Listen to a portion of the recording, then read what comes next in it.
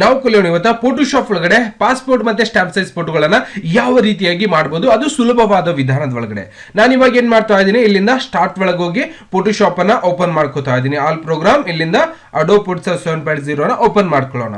Open ಮಾಡ್ತಿದ್ದಾನೆ. Photoshop ಒಳಗಡೆ ನಾವು ಪಾಸ್ಪೋರ್ಟ್ ಮತ್ತೆ ಸ್ಟಾಂಪ್ ಸೈಜ್ ಯಾವ ತರ ಮಾಡಬಹುದು, ಯಾವ ತರ ಎಡಿಟ್ ಮಾಡ್ತಾರೆ ಅನ್ನೋದನ್ನ, ಯಾವ ತರ ಸೈಜ್ ಹಾಕ್ತಾರೆ ಅನ್ನೋದನ್ನ ನಿಮ್ಗೆ ಇಲ್ಲಿ ಗೊತ್ತಾಗ್ಬಿಡುತ್ತೆ ವೀಕ್ಷಕರೇ. ನಾನಿಲ್ಲಿ ಫೈಲ್ ಒಳಗೆ ಹೋಗಿ ಯಾರ ಫೋಟೋವನ್ನ ಎಡಿಟ್ ಮಾಡಬೇಕಾಗಿದೆಯೋ ಆ ಫೋಟೋವನ್ನ ಇಲ್ಲಿಂದ ಓಪನ್ ಒಳಗಡೆ ಹೋಗಿ ಓಪನ್ ಮಾಡ್ಕೋತಾ ಇದ್ದೀನಿ. ಡೆಸ್ಕ್ಟಾಪ್ ಮೇಲೆ ಇಟ್ಟಿರುವಂತಹ ಫೈಲು, ಸಪೋಸ್ ನೀವು ಕಂಪ್ಯೂಟರ್ ಒಳಗೆ ಇಟ್ಟಿದ್ರೆ ಅಂದ್ರೆ ಕಂಪ್ಯೂಟರ್ ಒಳಗಿಂದ ಓಪನ್ ಮಾಡ್ಕೋಬೇಕು.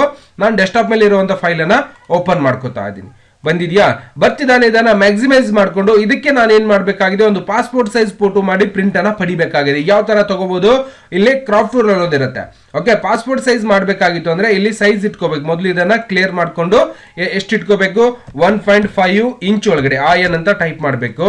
ಇಲ್ಲಿ 2 ಅಂತ ಆಯನ್ ಅಂತ ಟೈಪ್ ಮಾಡಬೇಕು. ರೆಸಲ್ಯೂಷನ್ 300 ಅಂತ ಮಾಡಬೇಕು. ಆಗಿದೆಯಾ? ಇವಾಗ ಇದನ್ನ ಕ್ರಾಪ್ ಮಾಡಿ ಈ ತರ ಕರೆಕ್ಟ್ ಆಗಿ ನಮ್ಗೆ ಏನಾಗುತ್ತೆ, ನಮ್ಗೆ ಎಷ್ಟು ಬೇಕೋ ಅಷ್ಟು ಕ್ರಾಪ್ ಆಗ್ಲಿಕ್ಕೆ ಶುರು ಆಗುತ್ತೆ. ಇನ್ನು ಸ್ವಲ್ಪ ಬೇಕು, ಇನ್ನು ಸ್ವಲ್ಪ ಕೆಳಗಡೆ ತಗೋಬಹುದು. ಇಲ್ಲ ಸರ್ ಇಷ್ಟೇ ಇರಬೇಕು, ಇಷ್ಟೇ ಬೇಕಾಗಿದೆ ಅಂದ್ರೆ ಎಂಟರ್ ಅನ್ನ ಫ್ರೆಶ್ ಮಾಡಿ ಈ ತರ ಬರುತ್ತೆ. ಈಗೇನ್ ಮಾಡ್ಬೇಕಾಗಿದೆ, ಇದೇ ಫೋಟೋವನ್ನ ಎಂಡ್ ಕಾಪಿ ನಾವು ಪ್ರಿಂಟ್ ಅನ್ನ ಪಡಿಬೇಕಾಗಿತ್ತು ಅಂದ್ರೆ ಫೈಲ್ ಒಳಗೆ ಹೋಗಿ ನ್ಯೂ ಪೇಜ್ ಎಷ್ಟು A4 4/6 ಅನ್ನ ತಗೋಬೇಕು. ನಾವು ಇಲ್ಲಿ 4/6 ಇದನ್ನ ಓಕೆ ಮಾಡ್ಕೊಳ್ಳೋಣ. ಮಾಡ್ತಿದ್ದಾನೆ. ಈ ತರ ಬಂದಾಗ ನಾವು ಏನ್ ಮಾಡ್ಬೇಕಾಗುತ್ತೆ, ಇದನ್ನ ಅಡ್ ಮಾಡ್ಕೋಬೇಕಾಗುತ್ತೆ. ಎಂಡ್ ಕಾಪಿ ಬೇಕಾಗುತ್ತೆ. ಅವಾಗ ಇಮೇಜ್ ಒಳಗೆ ಹೋಗಿ ರೊಟೇಷನ್ ಕ್ಯಾನ್ವಸ್ ಅನ್ನ ಅಪ್ಲೈ ಮಾಡ್ಕೊಂಡು ಈ ತರ 2 ಕಾಪಿಯನ್ನ ನಾವು ಇಲ್ಲಿ ನೋಡ್ತಾ ಇರ್ತೀವಿ. ನೋಡಿ, ಇದೊಂದು ಫೈಲು, ಇದೊಂದು ಫೈಲ್. ಈ ಫೋಟೋವನ್ನ ಜಗ್ಗಿ ಇದರ ಮೇಲೆ ಇಟ್ಬಿಡ್ಬೇಕು. ಬತ್ತಾ? ಇದನ್ನ ಮ್ಯಾಕ್ಸಿಮೈಸ್ ಮಾಡ್ಕೊಳ್ಳಿ. ಇದನ್ನ ಇಟ್ಟಿಟ್ಕೊಳ್ಳೋಣ. ಇದನ್ನೇ ಡೂಪ್ಲಿಕೇಟ್ ಕೂಡ ಮಾಡ್ಕೊಂಡ್ಬಿಡ್ಬೋದು ನೀವು. ಇದಕ್ಕೆ ಸ್ವಲ್ಪ ಸ್ಟ್ರೋಕ್ ಕೊಡಬೇಕಾಗಿತ್ತು ಅಂದ್ರೆ ಎಡಿಟ್ ಒಳಗೆ ಹೋಗಿ ಸ್ಟ್ರೋಕ್ ಅಂತ ಇರುತ್ತೆ, ಅಲ್ಲಿ 20 ಅಂತ ಅಪ್ಲೈ ಮಾಡಿ ಸ್ವಲ್ಪ ಸ್ಟ್ರೋಕ್ ಕೂಡ ಕೊಡ್ಬೋದು. ಇಲ್ಲ ಸರ್ ಇಷ್ಟೇ ಇರಲಿ, ಇದನ್ನೇ ನಾನು ಸ್ವಲ್ಪ ಡಿಸ್ಟೆನ್ಸ್ ತಗೊಂಡು ಇಷ್ಟನ್ನ ಇಟ್ಕೊಂಡು ನಾನು ಪ್ರಿಂಟ್ ಅನ್ನ ಪಡಿತೀನಿ ಅಂದ್ರೂ ಕೂಡ ನೀವೇನ್ ಮಾಡ್ಬೋದು, ಸ್ವಲ್ಪ ಕತ್ರಿ ತಗೊಂಡು ಕಟ್ ಮಾಡಕ್ ಜಾಗ ಬೇಕಾಗ್ತದೆ. ಇದನ್ನ ಡೂಪ್ಲಿಕೇಟ್ ಕಂಟ್ರೋಲ್ ಹಿಡಿದು ಜೆ ನ ಫ್ರೆಶ್ ಮಾಡಿದ್ರೆ ಇಲ್ಲಿ ಡೂಪ್ಲಿಕೇಟ್ ಆಗ್ತದೆ. ಶಿಫ್ಟ್ ಹಿಡಿದು ಸರಸ್ರಿ, ಮತ್ತೆ ಕಂಟ್ರೋಲ್ ಜೆ ಮತ್ತೆ ಶಿಫ್ಟ್ ಹಿಡಿದು ಸರಿಸ್ರಿ, ಮತ್ತೆ ಕಂಟ್ರೋಲ್ ಜೆ ಅನ್ನ ಫ್ರೆಶ್ ಮಾಡಬೇಕು, ಮತ್ತೆ ಶಿಫ್ಟ್ ಹಿಡಿದು ಸರಿಸಬೇಕು.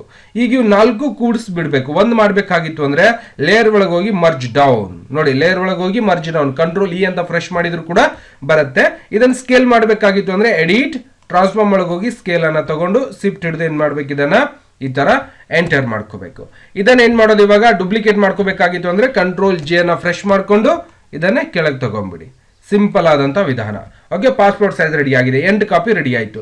ಇದನ್ನೇ ಫೈಲ್ ಒಳಗೆ ಹೋಗಿ ಸೇವ್ ಆ್ಯಸ್ ಅಂತ ಕೊಡೋಣ. JPG ಇರೋದನ್ನೇ JPG ಕೊಡ್ಬೇಕು. PSD ಇರೋದನ್ನ JPG ಕೊಟ್ಟು ಪಾಸ್ಪೋರ್ಟ್ ಸೈಜ್ ಫೋಟೋ ಅಂತ ಹೆಸರು ಇಟ್ಕೊಂಡು ನೀವು ಡೆಸ್ಕ್ಟಾಪ್ ಮೇಲೆ ಇದನ್ನ ಸೇವ್ ಮಾಡ್ಕೊಂಡು ನೋಡ್ಬೋದು. ಇದನ್ನೇ ನಿಮ್ ಕಡೆ ಪ್ರಿಂಟರ್ ಮಷಿನ್ ಇತ್ತು ಅಂದ್ರೆ ನೀವೇನ್ ಮಾಡ್ಬೋದು, ಈ ತರ ಪಾಸ್ಪೋರ್ಟ್ ಸೈಜ್ ಫೋಟೋವನ್ನ ಪ್ರಿಂಟ್ ಕೂಡ ಪಡೆಯಬಹುದು. ತುಂಬಾ ಈಸಿ ಆಗಿರುತ್ತೆ.